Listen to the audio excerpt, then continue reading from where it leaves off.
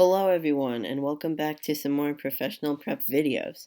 So in our last video, we discussed how to declare variables. In this video though, we're going to talk about data types. So all I said about the data type last time was that in this declaration case, int lemonade equals 7, the data type is these three letters right here, int. And so let's get started. So data types are the different types of data we can record. So if you just think about it logically, in a computer program, definitely need numbers, not just integers, but also decimals. You also need letters and strings of characters. So multiple characters to record words, even just individual characters. And also we're going to learn about something called the Boolean, which will be very important for us as we continue with our course. So let's get started with the int, which in my opinion is one of the simpler ones. So there's actually 4 types of integer data types. Now, we're really only going to be using one of these, but I'll still bring each of these 4 up just so that we are aware of them. So they differ in the amount of bytes that they use, or that's a byte is a unit of data that computers use. If you've heard of bits, a byte is just equal to 8 bits. So the byte is our first type of integer data type, and yeah, you guessed it, a byte is equal to, well, 1 byte. So that's something for us to be aware of. Next we have the short, which is 2 bytes of storage, so it can record slightly higher numbers. Next we have the int, which is 3 bytes, and you saw that example with my lemonade. Int lemonade equals 7 right up here. And our last one is going to be the long, and a long is going to be, my bad, an int is actually 4 bytes because this goes by powers of 2, it's not 3 bytes, that's my bad. A long is 8 bytes. So in this course, we're only going to be working with the int, really. That's all you're going to see, but it's good to know that the byte, the short, and the long are out there. So those are your 4 types of integer data types, and now we're going to go into operations we can do with integers. So we got 5 operations here. So let me declare maybe int coffee equals 3. So I'm now going to show you the 5 types of Java operations that we have. So there's addition, which you might have guessed just simply adds the numbers. And I'm going to copy and paste this down 5 times so that we can have a line for each operation. Yep.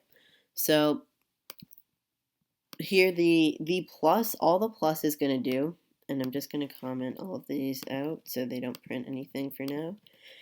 All the plus here is going to do is it's just going to add 7 and 3. So 7 plus 3 is going to be 10, and you see 10 right there. Next we have minus, which is just simple subtraction. So let me, here actually we'll just keep printing the values out as we go. So lemonade minus coffee, 7 minus 3, and we get 4 obviously. The 10 is still there from before. Make sure you're looking at the latest output.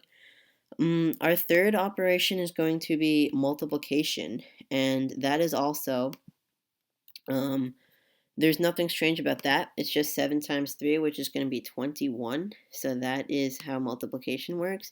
Division is the only place where you'll see a couple changes. So there's actually 2 types of division for these integer operations. The first one is just 1/, and what that's going to do is it's going to perform what we call integer division. So what that is it checks how many times a number goes into a number, and it completely ignores the remainder. So what I mean by that is lemonade divided by coffee, 7 divided by 3. Well, we know that just from using simple algebra that that's going to be 2 with a remainder of 1. However, Java's integer division is only going to print 2. It's going to ignore that remainder. So that's helpful to know. And so there you see that too. And you might be wondering, well, what about the remainder? What if I need to know the remainder for a program I'm making? Well, we have what we call remainder or modulus division for that. And all that is, it's actually a percent sign. So lemonade percent coffee is going to be the remainder when 7 is divided by 3. and that's going to be 1. So those are your 5 types, and you can see that right there. And those are your 5 types of integer division. And so those are all very important. We'll be using them a lot in our programs. Now, next we're going to talk about, what about decimals? In my program, I might want to record 4.75 for my profits from selling lemonade yesterday. It's not always going to be an integer profit. Good question. There's the double data type for that. So let's say double lemonade equals 4.75. And to show you more with operations, let's say double coffee equals 3.25. So now we also have real number operations, which is essentially what we call the operations with these doubles. So I'm just going to do the same exact thing I just had. In fact, I probably should not have deleted that, but that's okay. I'm just going to set this up. We also have 5 real number operations, by the way, so that's important to know. So lemonade plus coffee. Again, we have our simple addition, subtraction, and multiplication. We already know what that does, but here I'm going to demonstrate anyway because there is a difference here. So 4.75 plus 3.25, my bad, let me scroll down here, is 8. However, our compiler is going to print 8.0 in this case because a double is always a decimal. There's always going to be a 0.0, even when you use even when it's the integer 8, it's actually going to display it as 8.0 in its double form. So that's really important to know. Now, the rest of these are also going to be, the subtraction is just going to give you 1.5 because that's what the subtraction is. The multiplication, it's just going to perform 4.75 times 3.25 in order to get 15.4375. And now the divisions are similar to integer. The integer or real, in this case, the real number quotient division is going to give you the same logic as last time. Ignore the remainder. In this case, it's going to be this really long, excuse me, it's not, I shouldn't say ignoring the remainder, but it's going to give you this really long thing that this is the result of 4.75 divided by 3.25. Remember, in this case, we do have decimals since it is real number division, so that's going to be your result there. And last but not least, we do have a modulus division for these, but truth is, I haven't really seen these being used, and they aren't used that often at all, but we are going to get 1.5 because that's the remainder, technically. That's how much is left when you put 3.25 into 4.75, as much as you can. So next we're going to head into some other data types. Those were your operations for the numbers, but we have a char data type. We won't be seeing this that often, and you should know that only the string, Boolean, double, and int will be tested on the AP exam if you're preparing for that. But we're just going to run through these. And so the char data type, you use a single quotation mark, and it's a single character. Char can process only one character at a time. Meanwhile, strings, if you wanted to say string type 1, you could put an entire word. Like say I wanted to write frog. That entire word goes in there. So this is now going to, and then we print these. The char will just print type. That is simply, no surprise there, it's just going to print our A. And if you print type 1, here we have a string, so we can use multiple characters, whereas chars can only use one. So no surprises in the output here. Oh, my bad, I should have put type 1 here, but no surprises here. We get A and frog. So those are your char and string data types. Those are very useful.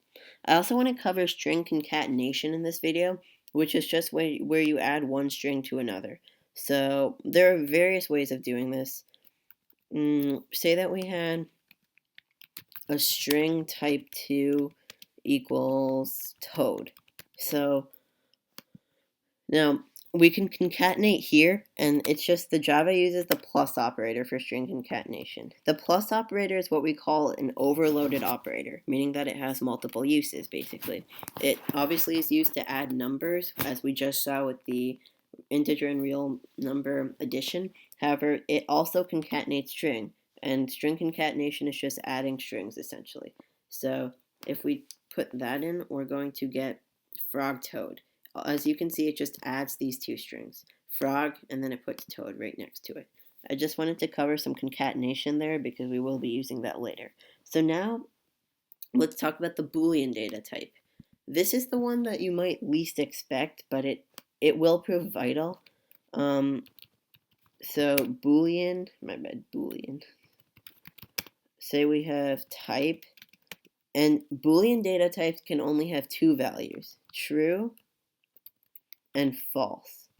So if you think about, say that you wanted to code a bank program. So first you need to check if you have enough money in the bank account to withdraw how much you want to. So if you don't have enough money, then say we can use Boolean type equals false, then the program will say that and exit you out of it.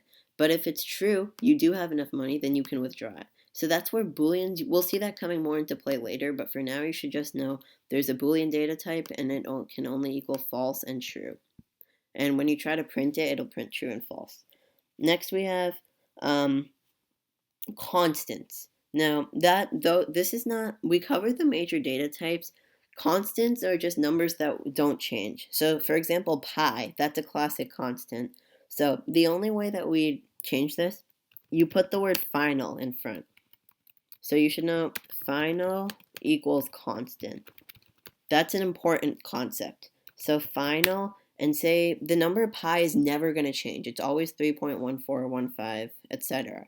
So final double, pi is a double, pi equals 3.1415. So there we go. Now look at what happens when we try to change the value of pi. Pi equals 3.14. Variables are variables. So they do change. However, the final is a way of saying it's a constant. And as you can see, the compiler will not let us change the value of pi because pi is already declared as a constant. So those are good for values that you will not be changing. And the last concept we're going to cover here is going to be typecasting. Typecasting is simply a way to change one value to another. So, or one data type to another data type, I should say. So say we have int lemonade equals 7, going back to our previous example. Now we want to convert that to a double type. So we know from our previous knowledge that 7 is going to turn into 7.0, as I discussed earlier. So now let's use typecasting to do that. So double, we'll say double lemonade 1 equals, and now we're going to put, instead of just writing 7.0, you can do this. Put it in parentheses in front of what you're trying to do. So what this is telling the compiler is take lemonade and make it a double. We don't even need the parentheses here, but just take lemonade and make it into its double form. And then assign that to lemonade 1. So we're going to print lemonade 1 to see typecasting. And as you can see, it's going to print 7.0 because it has converted the value of lemonade, which is 7, to a double, which is 7.0, assigned that to lemonade 1, and then printed it. And sure enough, we do get 7.0. We can also typecast to a char. Actually, there's a system, ASCII or Unicode. Java uses Unicode, but essentially there's a number assigned to each character. So 65 is assigned to A. So say that we convert the char A to an int, we will get 65, just for fun. And that's, we can do typecasting in many different ways. I just wanted to show everyone how it worked, and that is how typecasting works. And there you have it. That is Unit 1 of AP Computer Science A. I hope that you have all enjoyed it. Now, I would just like to say, for everyone watching this video, I hope you've enjoyed it, obviously, and please feel free to email us at professionalprep1@gmail.com.